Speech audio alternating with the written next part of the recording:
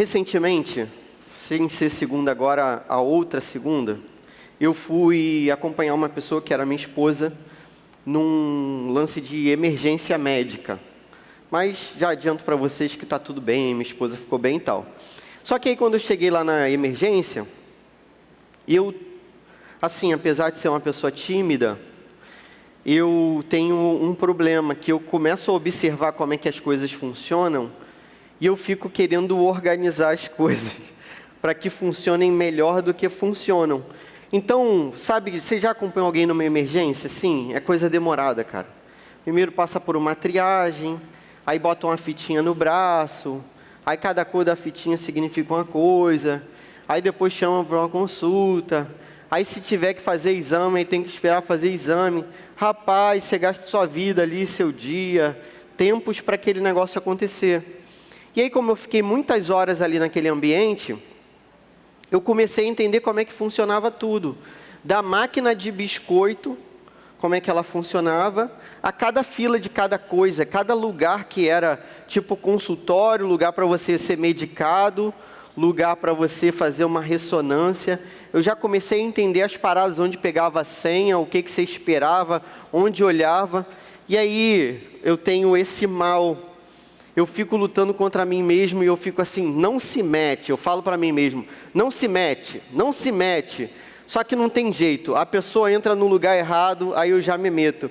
Aí eu falo, ó, não é aqui não, é ali. Aí você vai para lá. Aí daqui a pouco eu estava dando informação para as pessoas. Parecia que eu era o dono da clínica. Parecia que eu conhecia aquele negócio, né, de trabalhar ali, trabalhador da clínica. Mas não. Eu ficava, não, porque a máquina é aqui, porque a porta é ali, porque a saída não sei o quê. Você tem que pegar primeiro a pulseira e comecei a me meter. Quando você dá uma dica para uma pessoa, e eu faço isso em tudo quanto é lugar, do McDonald's a qualquer coisa, eu fico dando dicas. Quando você dá dica para uma pessoa ensinável, uma pessoa maneira, a pessoa te agradece. A pessoa, pô, obrigado, eu estava no lugar errado. Uma vez eu estava no McDonald's ali em São Francisco, eles fazem... Pô, aquele McDonald's lá é meio doido, cara. Porque eles fazem 2 filas, só que uma é só para quem já pagou e já espera só receber o negócio. Aí você entra na fila errada, você está achando que aquela fila ali é para pagar, não, é para quem já pagou. Aí eu fico naquele McDonald's assim, não, essa fila aqui é para quem já pagou, você tem que pagar ali primeiro, e aí depois você entra nessa fila aqui. Tem gente que recebe a informação na boa, na moral, tem gente que é maneira, a vida é assim, não é? Tem gente que é legal, até agradece. Pô, valeu demais. Tem gente que recebe uma informação de que está errada, tipo assim, você está na fila errada. Só que a pessoa recebe aquela informação com raiva. Ela fica assim, pô, quem é você para dizer que eu estou na fila do McDonald's errada? Quem é você para dizer que eu estou com a pulseira errada aqui no atendimento? Quem é? A pessoa olha para você com essa cara. Você já tentou ajudar uma pessoa e dizer para ela algo que era útil para a vida dela? E ela ficou com raiva de você? Já aconteceu isso alguma vez? Um outro exemplo. Uma vez, cara, pô, eu estava numa situação assim, e aí eu agi errado com uma pessoa. É uma pessoa que hoje aqui da igreja também, graças a Deus, nós somos da mesma igreja. Mas eu agi errado com uma pessoa. E aí, cara, pô, eu imaginei assim, só que teve um conflito e eu agi mal. E eu pensei, pô, meu irmão estava na situação, meu irmão, a gente era novinho. Aí eu pensei, cara, meu irmão vai ficar do meu lado, meu irmão vai me defender, né? Tomar partido. Sabe quando 2 amigos brigam, que vocês ficam meio assim, cara, de que lado que eu vou ficar agora? Não é isso? Ah, teve gente que se identificou. Beleza, de que lado eu vou ficar agora? Sabe quando 2 amigos brigam? E aí eu pensei, pô, meu irmão vai ficar do meu lado. Só que aí meu irmão falou para mim assim, cara, você está errado. Você agiu errado, você fez errado. E na hora eu fiquei meio revoltado. Mas depois eu entendi que ele estava fazendo o bem para mim. Você conhece alguém que te ama tanto a ponto de dizer que você está errado? Você conhece alguém que te ama tanto a ponto de mostrar os seus erros e esperar que você mude e querer que você melhore?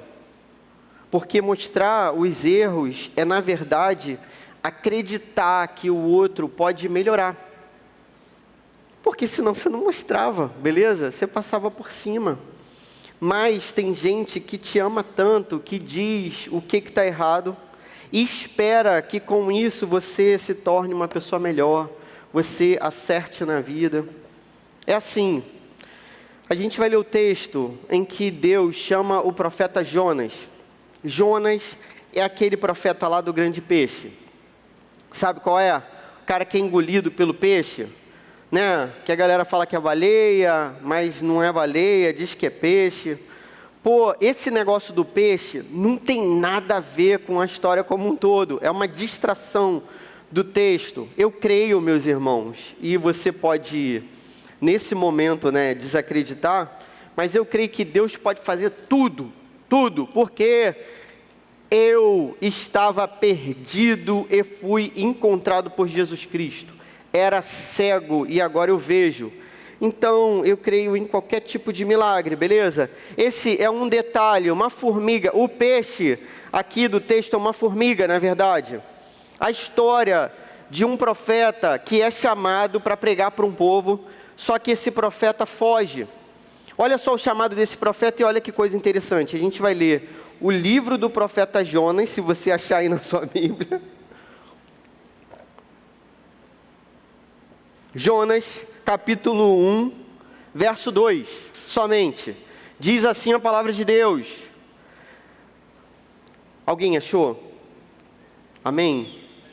Ó, Antigo Testamento, final do Antigo Testamento, profeta Jonas, Oséias, Joel, Amós, Obadias, Jonas, Miqueias. Então, depois de Obadias, antes de Miqueias. Beleza?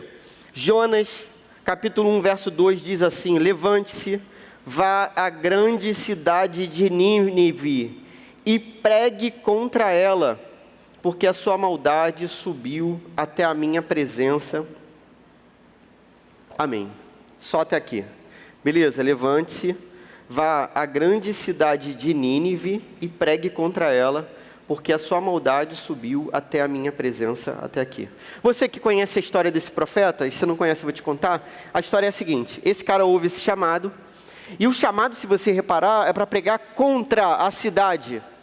É para falar que a cidade vai se dar mal. É para dizer maldições. É para dizer que a cidade vai ser destruída. E quando a gente lê o finalzinho lá, a gente vai ver que Jonas, ele acaba indo para aquela cidade depois de muita coisa acontecer. Então, primeiro ele tenta fugir, ir para outro lugar. E aí nessa fuga, ele pega um navio para o fim do mundo. No meio do mar começa uma tempestade, o pessoal diz: pô, isso aí é negócio de maldição, de divindade, tem alguma coisa errada aqui. Quem está amaldiçoado aqui, quem está errado, a gente vai começar a investigar. Aí Jonas diz: sou eu mesmo, estou fugindo do Deus vivo, então pode me jogar no mar que vai dar tudo certo. Se você me jogar no mar, eu vou ficar na boa. E vocês vão ficar também. E aí o que vai acontecer? Ele é jogado no mar. Só que provavelmente ele vai se afogar. Jonas, de algum modo, entende que se afogar é melhor do que pregar para aqueles caras ali. Então, ele odiava aquelas pessoas, beleza? Ele odiava aquela cidade. Ele odiava aquele povo. E aí um peixe vai lá, engole ele. A gente não sabe se ele ficou vivo ou não. Alguns acreditam que ele tenha morrido e ressuscitado, porque no Novo Testamento Jesus diz que o sinal dele era o sinal de Jonas. Lembra? O meu sinal é o sinal de Jonas, que Jonas ficou 3 dias e 3 noites no ventre do peixe. Eu vou ficar 3 dias e 3 noites no ventre da terra. Jesus morre e ressuscita. Muito provavelmente Jonas também morre e ressuscita. Jonas, cuspido na praia, começa a pregar, e aí a pregação de Jonas é: em 40 dias essa cidade vai ser destruída. Milagrosamente o povo se arrepende, volta atrás, e Deus poupa aquela cidade. Cara, olha que história louca. A história de Jonas mostra pra gente que pregar contra, na verdade, é pregar a favor. Essa é a primeira lição do texto. Pregar contra é pregar a favor. Porque olha só, Imagine que você tenha inimigos. Você tem inimigos? Espero que não, né? Pô, imagine que tem uma pessoa que você odeia. Nunca passou pelo seu coração esse negócio. Pessoa que você odeia. E aí Deus fala assim, ó, vai lá e fala para aquela pessoa que você odeia, fala que ela vai ser destruída. Fala que eu vou destruir a vida dela. Pô, o que você faria, meu irmão? Você ficaria feliz, não é isso? Você contaria, pô, nos dedos os segundos para você chegar e dizer para a pessoa, ei, meu irmão, Deus vai te arrebentar. Deus vai destruir a sua vida. Deus vai acabar com você. Só que Jonas era um profeta. Jonas entende das coisas de Deus. E entendendo das coisas de Deus, ele sabe que Deus é rico em misericórdia. E ele sabe que se ele fala para aquele povo assim, ó, Deus vai acabar com vocês, o povo vai se arrepender. Jonas sabe que pregar contra é pregar a favor. Cara, olha só. A gente prega aqui uma opção de parada que é dura pra caramba. Que é pesada. Principalmente para você que é um adolescente. Pô, a gente prega contra imoralidade sexual. Então, a gente fica batendo nessa tecla o tempo inteiro. Porque sabe que isso faz parte da vida de vocês. E a gente fica falando que, poxa, vocês não devem ficar, vocês não devem ter relação sexual antes do casamento, vocês não devem tirar foto do próprio corpo nude e mandar para ninguém, vocês devem se poupar, se resguardar, ter uma vida santa. A gente fica pregando contra aquilo que muitas vezes é o desejo do seu próprio coração. Pois o bem que eu quero fazer não faço, o mal que eu não quero, esse sim, acabo cometendo. Essa música, essa música eu gosto, ó. Eu gosto da Lu Melpídio, que é a pessoa que canta, e gosto da música. Acho que essa moça é crente e tal. Mas tem um negócio nessa música que eu acho que essa música não vai acabar nunca. Ela começa a tocar. Ela volta para a mesma parte, aquela crise que Paulo está vivendo ali, que o bem que ele quer fazer, ele não faz. Cara, olha só, muitas vezes o nosso coração é inclinado para o mal. Muitas vezes o que a gente quer é mentir, o que a gente quer é a imoralidade sexual, acessar pornografia. Muitas vezes o que a gente quer é fazer alguma coisa que seja escondida da nossa família, dos nossos pais. A gente quer muitas vezes a procrastinação, que é deixar para depois, a preguiça domina o nosso coração. E por incrível que pareça, você percebe que você vem aqui semana após semana para ouvir isso? Você já reparou essa parada? Que você vem aqui semana após semana para a gente falar contra aquilo que você está vivendo. E eu também, meu irmão. Eu venho aqui domingo após domingo, sexta após sexta, para ser confrontado. E o pregador que está aqui, quando não sou eu, poxa, está falando aquilo que fere o meu próprio coração. E me deixa muitas vezes assim, cara, está falando da minha vida, como é que pode? No entanto, eu sei que isso é para o bem. E é por isso que você está aqui. Você sabe, cara. Você sabe, no seu coração, você tem essa certeza, senão você não estaria aqui. Você tem essa certeza que quando a palavra confronta, quando a palavra pregada fere o seu coração, é para que você seja melhor. Principalmente para que você seja aquilo que Cristo faz com que você seja. E aquilo que Cristo faz com que você seja é o melhor dessa vida.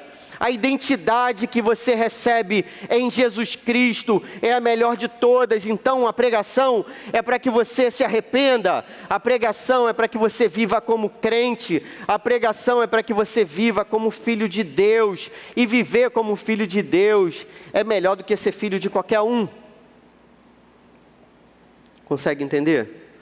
Pregar contra é pregar a favor. Jonas sabia disso e ele correu para não pregar contra os ninivitas, porque aquela galera ia se favorecer daquilo, e aquela galera ia se arrepender, e aquela galera ia acabar vivendo de uma maneira melhor. Não se engane, quem fala só do amor,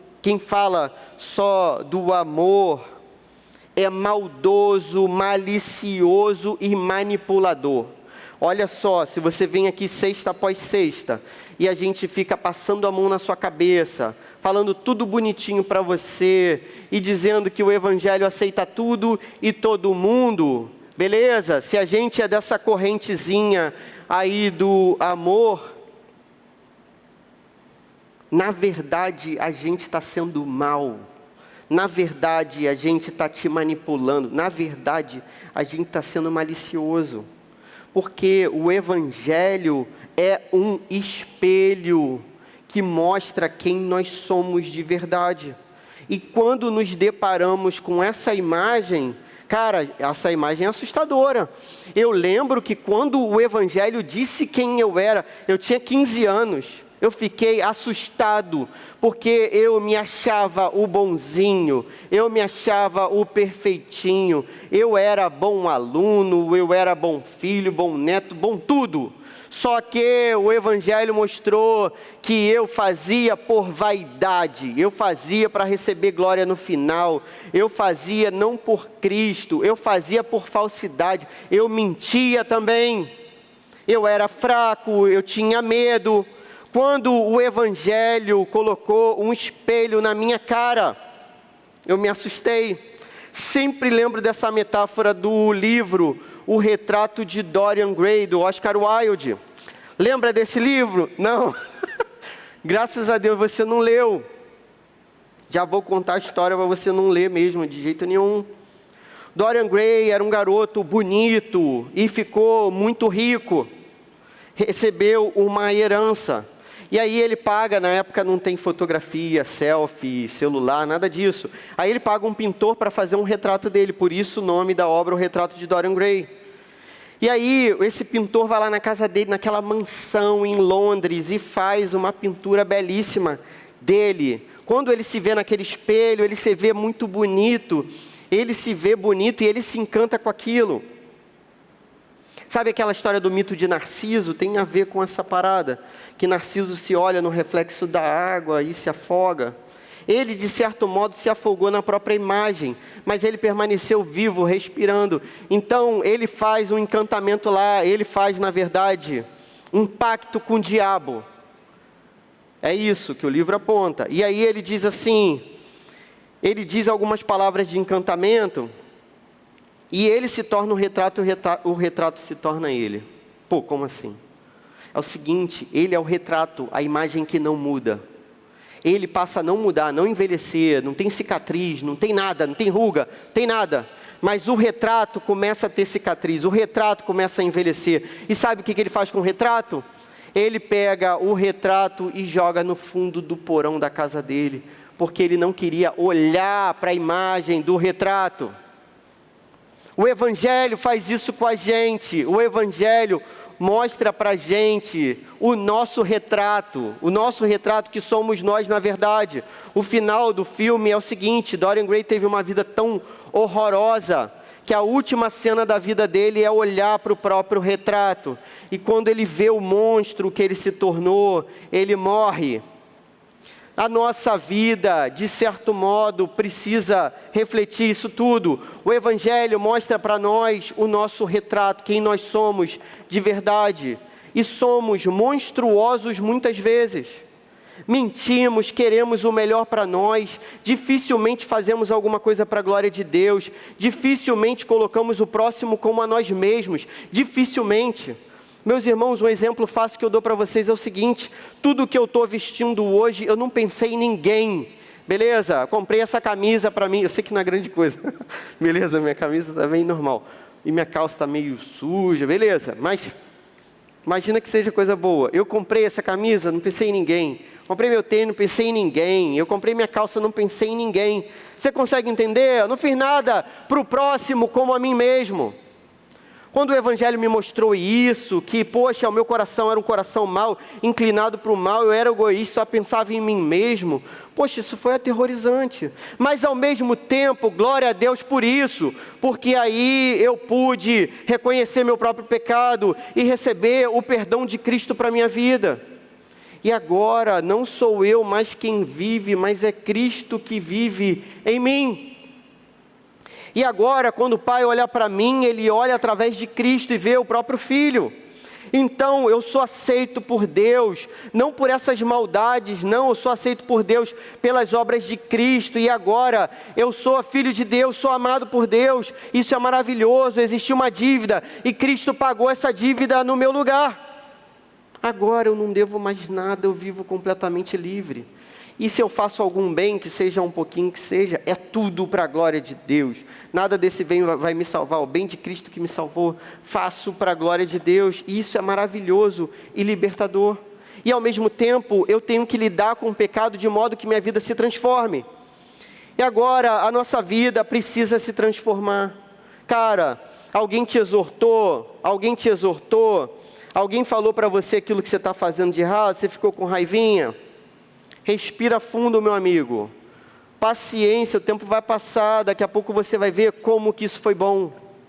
Quantas vezes eu fui chamado a atenção, na hora fiquei revoltado, e depois eu percebi, cara, era isso mesmo, eu tinha que tratar isso na minha vida. Que seja assim com você nessa noite, amém? Nenhum amém. Segunda lição, a pregação contrária gera arrependimento.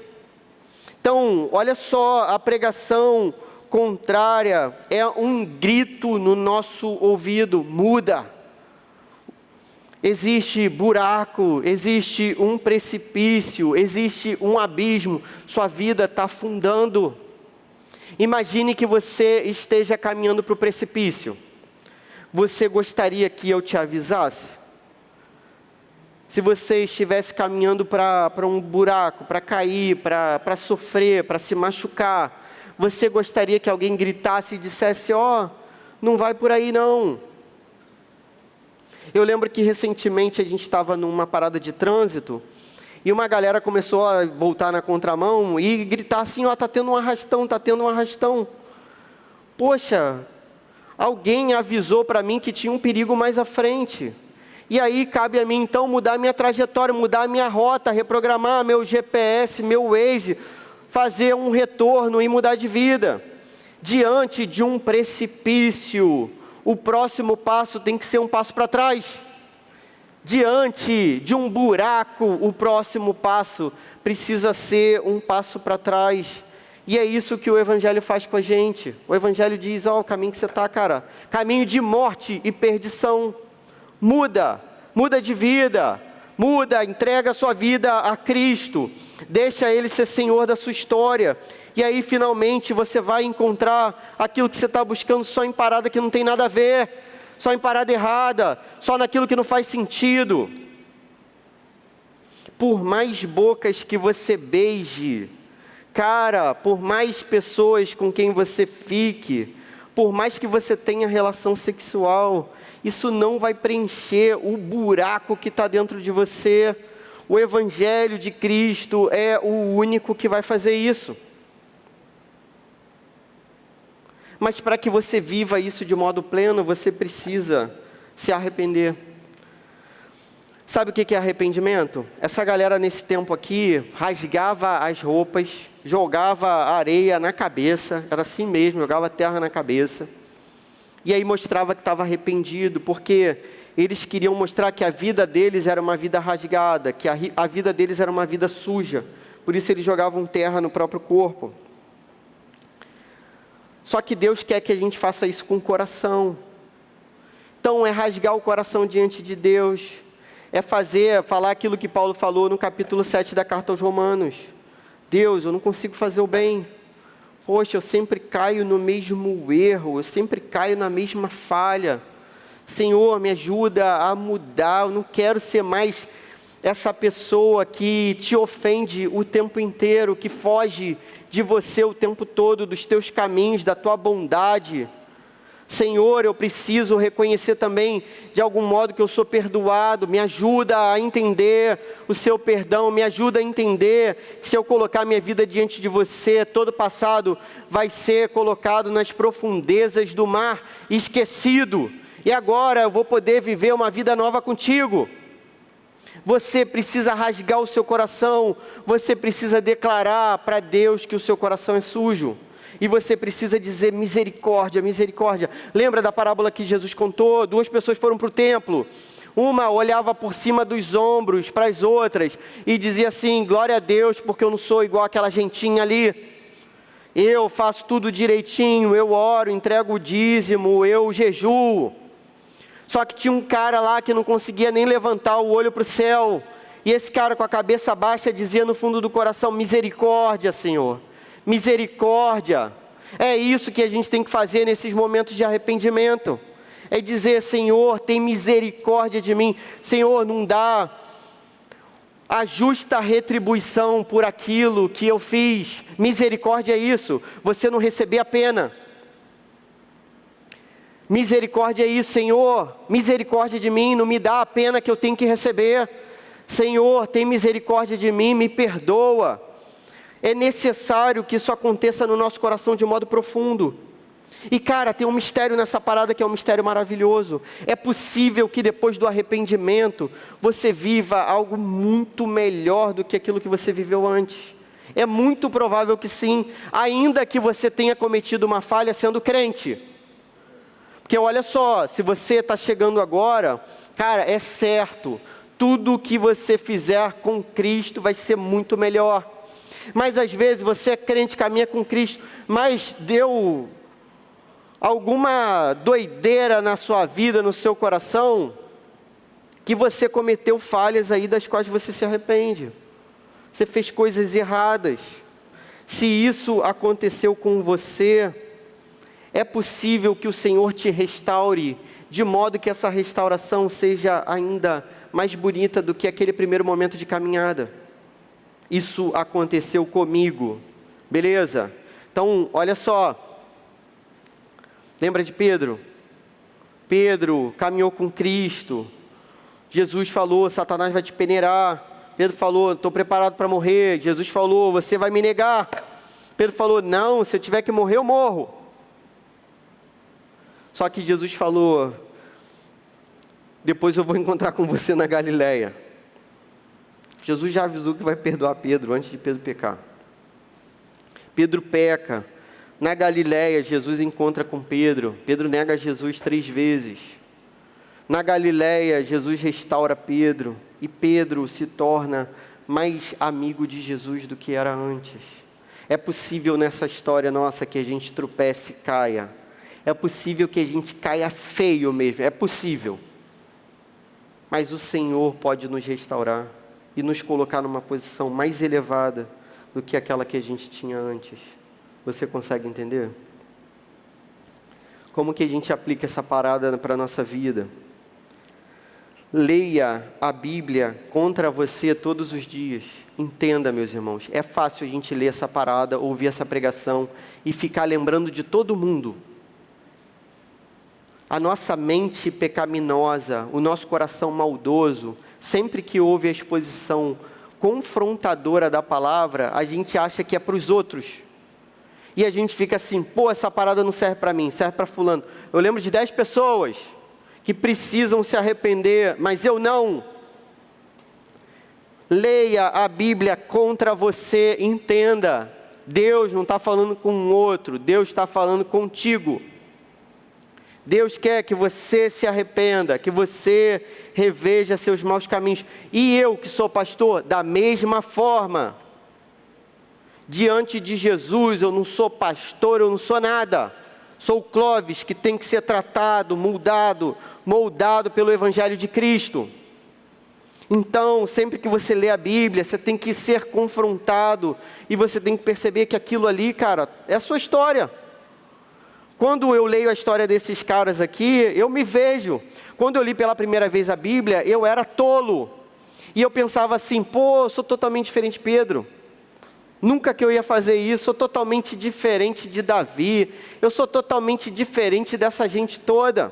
Tomé, pô, o cara não acreditou, meu Deus. Sou diferente desse cara. Mas aí, tendo maturidade na caminhada, eu fui vendo, cara, como eu sou parecido com essa gente. Que Deus tenha misericórdia de mim, como eu sou parecido. É assim que a gente tem que ler a Bíblia. a Bíblia contra a gente. Amém? Nunca se compare com alguém que tem um baixo nível de espiritualidade. Primeiro, porque você não consegue julgar isso.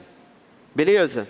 Então, geralmente, como que a gente se defende como ser humano? É assim, pô, eu penso num cara que está na lama. E aí eu penso assim, pô, estou melhor que esse cara. O cara está arrebentado. A vida desse cara é uma vida horrorosa. Então, estou melhor que ele, já está bom demais. Primeiro, você não sabe. Você não tem como saber. Beleza? O que está no coração do outro é terra que só Deus pisa. Segundo, seu padrão é Cristo. Seu padrão não é ninguém. Então, olhe para Cristo e tente se parecer com Ele. Lembra do Salmo 23? Sua vara e o seu cajado me consolam. O que o salmista está querendo dizer? É quando a gente é exortado, quando a gente é tratado, quando a gente é ferido, que há consolo, há mudança de vida. Ouça a palavra gritando no seu coração para que você mude. Mude o que é pecaminoso e mude o que é duvidoso. Cara, tem coisa que está estampada na nossa cara que está errado. Pô, não precisa ser pastor para te dizer que está errado. Você sabe que está. Então, isso aí tem que mudar, óbvio. Agora, aquilo que você tem dúvida, muda também. Sabe o que vai acontecer? Você vai perder? Nada nessa vida. Você vai ganhar Cristo.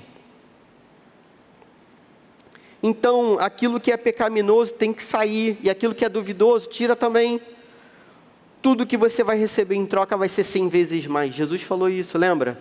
Quando vocês abrirem mão de qualquer coisa na vida de vocês, vocês vão receber 100 vezes mais. Aqui e no porvir.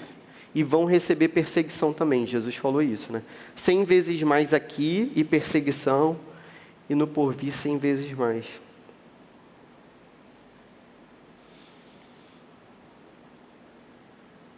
Fuja dos caminhos errados.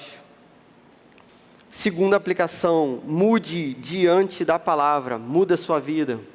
Cara, tudo começa em coisas pequenas.